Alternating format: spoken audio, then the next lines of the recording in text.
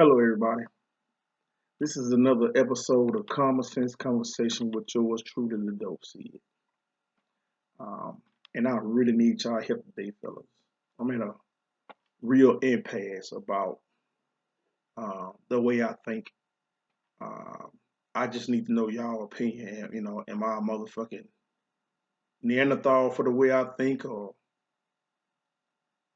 am I on the same page with a lot of you guys, especially you guys my age, the way y'all think? Um, but it's confusing me. I grew up in the 70s and the 80s.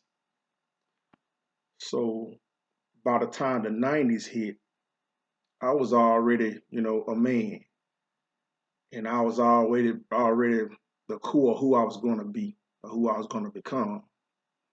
Now, I was going to mature as everybody do, but my basic values was instilled, coming up in the 70s and the 80s, my father, knowing both my grandfathers and both my grandmothers, and even though one of my great grandmothers. So I knew a lot of the old school people. So, I came up in the country. Now, if you listen to me before, I'm from the country.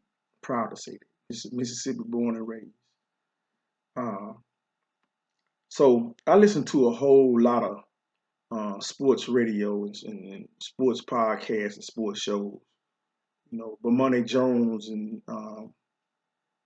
Dominique Foxworth being my favorites. But I listen to all of them. I'm here in Dallas, so I listen to the Ticket. I used to listen to the Fan, and now it's the Freak.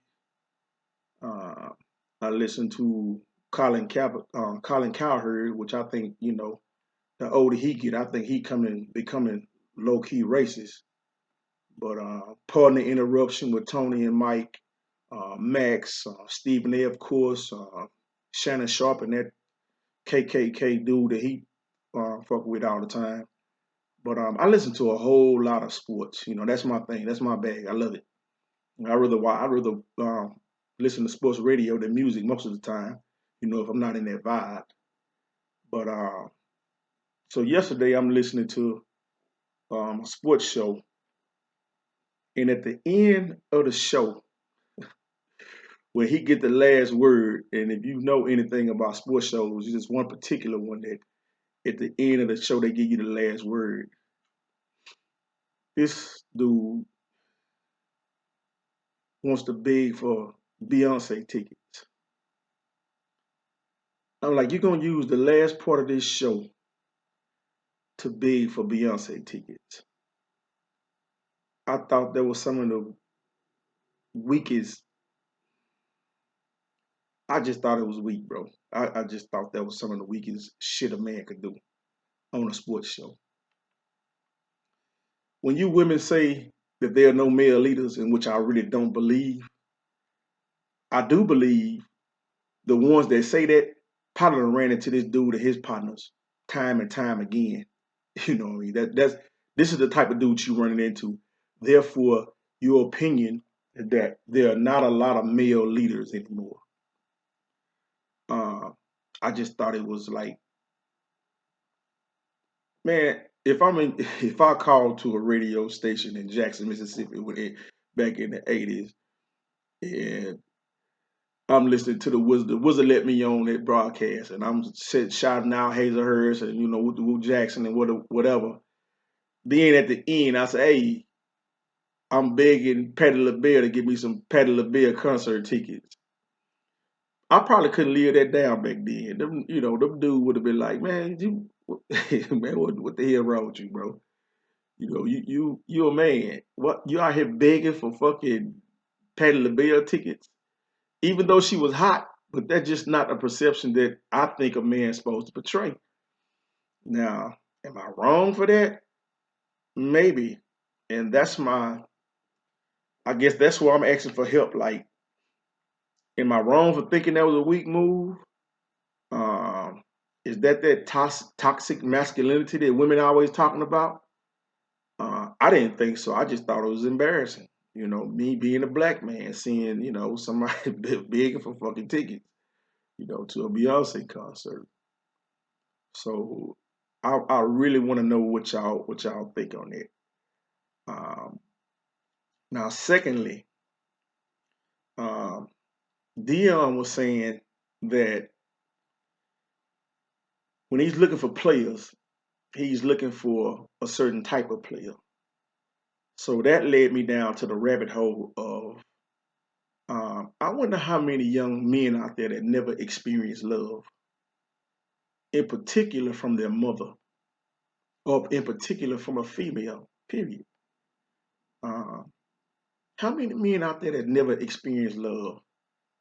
Been in that scenario to where you was raised by your mother, you look just like your daddy, so she already got animosity toward him, and that sort of nudges towards you.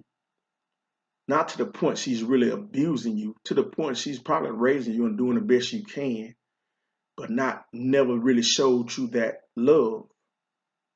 So if you're not getting it from her, and if you never got it from your father because those two didn't get along, um, if you was in a situation where you in there wasn't with your grandparents close by, you wasn't getting it from your grandmother. So you enter junior high, high school, and never have experienced love. I think that's a whole. I think that's a whole bunch of people that we just don't realize that happens to. So when you get into these relationships, you don't know what to do. You don't know how to express love because you've never experienced it. You might have had a father that loved you to death, but if he wasn't in your life, then you couldn't benefit from it and grow from it and express it back to other people. So, um, and I wanted that because I got a lot of women in my life and men that really love me, and I say to the point love me that they will probably lay down their life and sacrifice everything for my well-being. That's real love. If somebody lay down their life for you, that's real love. Not to just cook you a meal and put you some Jordans on your feet and send you to school. I'm talking about actually take time out and tell you, hey, son, I love you. And I contend that a boy who's never had real love or a male role model to really put into him, and I'm talking about whether it be a daddy, an uncle, an older cousin, a stepdaddy, somebody that's really, really poured into you what a male is supposed to be, the role, and put you in consequences and put you in situations where there are real consequences where you can learn from them. I think those are the ones that kill other men over a pair of tennis shoes, or they kill others because of words, because he done said something what you deem disrespectful. Because anybody that knows real responsibility and real consequences not gonna do stupid shit like that. Like you could sit there and say what you want about my mother, or my auntie, or whatever the case may be. As long as my life or their life is not in danger, I couldn't dream of killing you. Like that's otherworldly shit. Like motherfuckers kill each other these days. Like you coming back next week. Like okay, in the next week this motherfucker gonna get up and come back, or come back in another man. Your whole legacy is gone. That's it. Your legacy is gone. Once you kill another motherfucker, you done killed his kids, his grandkids, his great grandkids. You done killed that man whole legacy. And for you to be able to do it, or if he scuffed your tennis shoe, or he bumped up against your Gucci shirt, or even he done cussed you out, that's a lot, man. And I think a lot of that comes from men who didn't have structure or didn't have a male role model to actually teach them what a man could be.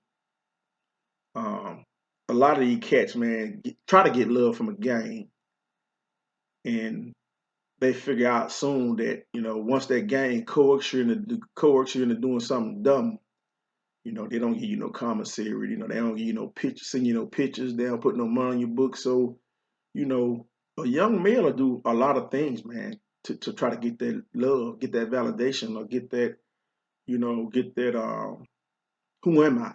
I want you to see me and I want you to love me. I want you to love me for who I am. And a lot of dudes will do anything for that love.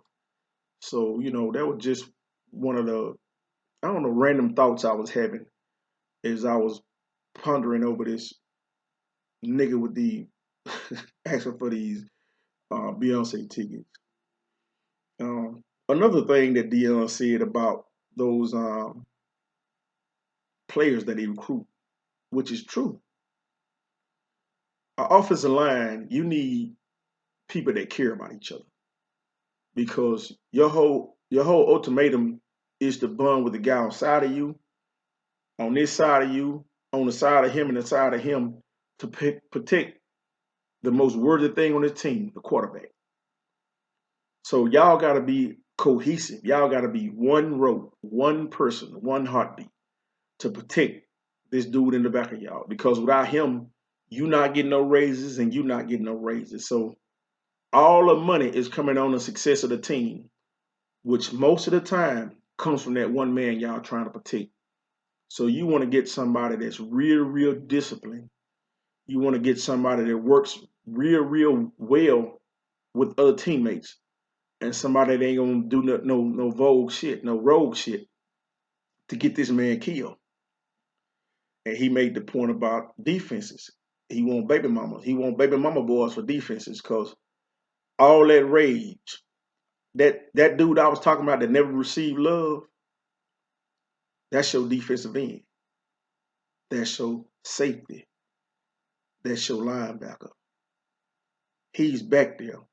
And he could take all that energy of him not having love, or him not seeing his father, or him seeing his mother run dudes in and out the fucking bedroom on whoever's running through that motherfucker. You could put his grandmother as a running back. When she come through that line, he gonna tear her ass up because that's his mentality. I'm here to do something to you. And it's not all that, it's not always that extreme. What I'm getting at is defensive linemen, they roguish. Motherfucker take chances.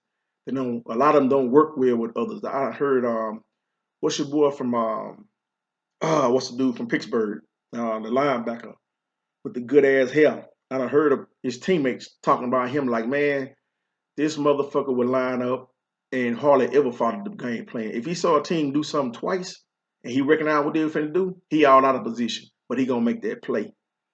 So, and that's the mindset of a lot of these dudes, man. They not disciplined. They don't follow rules well.